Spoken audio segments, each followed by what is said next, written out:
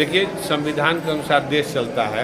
कानून में ऐसी व्यवस्था है कि 2 साल या 2 साल से ज़्यादा किसी व्यक्ति को न्यायालय द्वारा सज़ा हो जाती है तो उस स्थिति में उसको संवैधानिक पद पर नहीं रहना है। MP MLA कोर्ट ने उनको दोषी पाया अवमानना के खिलाफ और उन पर कार्रवाई किया। उसी के कानून के तहत उनकी सदस्यता गई है।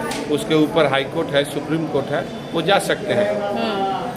और एक मुद्दा है जो नीतीश बाबू कहते हैं कि शराब बंद है, लेकिन शराब हर चौक चौराहे। शराब उस भगवान की तरह है कि क्या बोलते हैं, कण कण में भगवान है। वही स्थिति है, जहाँ खोजिएगा भगवान वहाँ उपस्थित है। उसी प्रकार से जहाँ खोजिएगा बिहार के किसी कोने में खड़ा होकर के तो वहाँ शराब मिल जाएगा। फ़ोन पे, मोबाइल पे शराब मूवमेंट में है, शराब चलंत में लोगों को मिल रहा है। इसलिए ये योजना नीतीश बाबू का 100% फेल्योर है।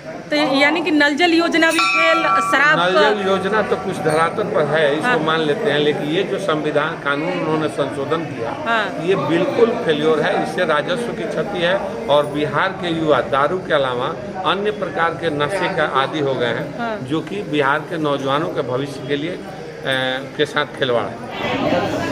इस समय जो चुनाव चल रहा है बैंक कोऑपरेटिव को लेकर के, जिसमें रामायण चौधरी और आपके बीच जो 12 तारीख को मतदान होने हैं, तो आपको क्या लग रहा है, आप अपने आप को कहाँ प्रेजेंट कर पाएंगे? देखिए, रामायण चौधरी खुद अपने बेटा से लड़ रहे हैं। नामांकन रामायण चौधरी और उनका बेटा दोनों आदमी किए हैं और हम अकेले लड़ रहे हैं और वो लोग दो बाप बेटा दोनों आपस में लड़ रहे हैं। 3 आदमी का नामांकन है। रामायण चौधरी का एक गुणवा के कृष्णा राज में जो रामायण चौधरी के पुत्र हैं, वो दोनों आपस में लड़ रहे हैं और हम अकेले लड़ रहे हैं। हमसे कोई लड़ाई नहीं। आप अपने आप को उन दोनों के बीच कहाँ पाइएगा? हम अपने आप को सबसे प्रथम स्थान पाएंगे और वो लोग आपस में सेकंड लड़ने के लिए, कि सेकंड हम होंगे तो सेकंड हम लोग हैं, इसके लिए लड़ रहे हैं। ये लगातार विवाद चल रहा है कि हम आगे आएंगे, हम आगे आएंगे, लेकिन प्रेजेंट ये तो 12 तारीख को पता चलेगा कि 12 तारीख को कौन किसको मात दे पाएगा, तो ये तो 12 तारीख को पता चलेगा। लेकिन सर, इस समय आप मैरवा के जोगिंदर जी जो फैक्स अध्यक्ष हैं और 5 बार वो वार्ड सदस्य रह चुके हैं, तो यहाँ पर आकर के आपको कैसा लगा और क्या कहना चाहेंगे? देखिए, जब हम MLC का चुनाव थे पहले, MLC से उस समय भी MLC लड़े थे, इस बार उस समय भी हम जोगिंदर जी के यहाँ ही मीटिंग करते थे, बैठते थे।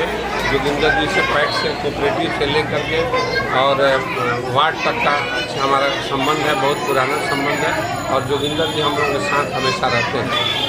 और उम्मीद है कि जोगिंदर जी हम लोगों के साथ रहेंगे, पूरी टीम के साथ। पूरा मैरवा का जो पैक्स है सब लोग मेरे साथ रहेंगे और हम लोग विजयी हैं। आप भी एक चुनाव लड़ रहे हैं, लेकिन क्या लग रहा है कि अगर हम जनता के बीच रहते हैं उससे हम आगे आ रहे हैं कि धन बल के पक्ष में आगे आ रहे हैं? धन बल तो क्षणिक चीज़ है।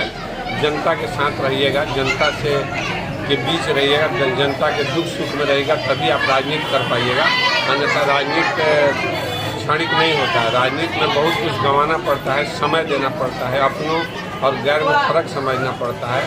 ये सब सारी बातें हैं और राजनीति में पैसे से राजनीति नहीं हो सकती।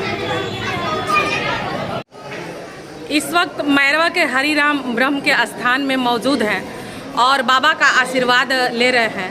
कहा जाता है कि मैरवा के लिए ये जो धरती बहुत पावन धरती है, जो हरिराम बाबा के स्थान पे लोग आते हैं तो उनका आशीर्वाद प्राप्त करते हैं और उनका मनोकामना पूर्ण होता है।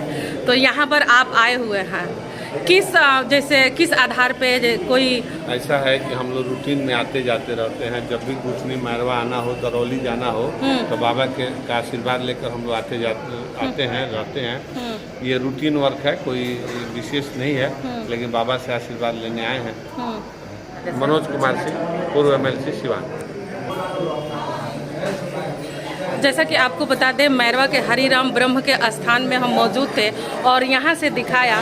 MLC मनोज कुमार सिंह यहाँ आए थे और बाबा का आशीर्वाद लिया और उन्होंने 2 शब्द बात कही जो हमने पूछा उनसे। उन्होंने उस सवाल का बखूबी जवाब दिया है।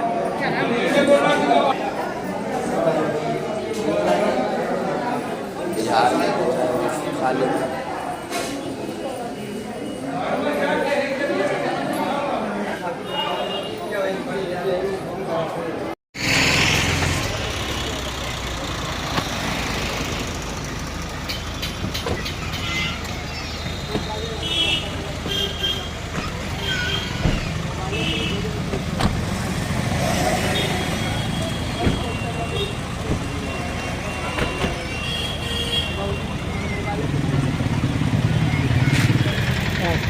तो चाहिए बात